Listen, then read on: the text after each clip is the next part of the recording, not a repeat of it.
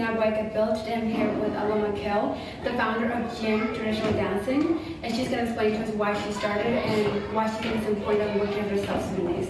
Hello, Aloma. Thank you so much for arranging all of this and being part of the Celebrating My Mother's event. Thank you for having me. So my first question is, why did you start the dancing group? Really, the reason why I started it because I'm passionate about the culture, our Sudanese culture. We have a rich culture that we need to share with the community, and the reason why is for the kids also they're passionate about learning the culture, and I think it's a good opportunity for them to come learn part of their culture and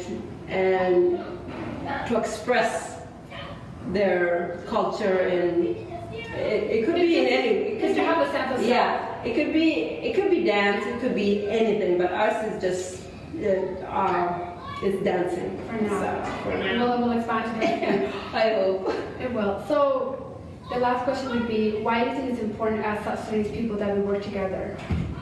I think it's very important because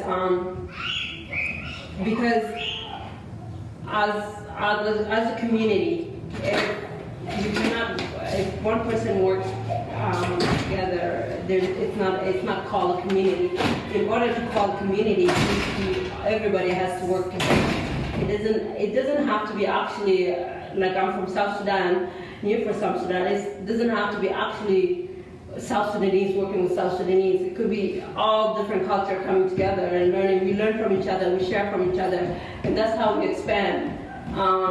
And that's how the strong community Just build. yeah. Thank you. Thank you everyone for watching, and on May 26th I will be performing at the Celebrating My Mother's event. See you then. Yan den ga bayyana da wayan yan den kan ga gamba ya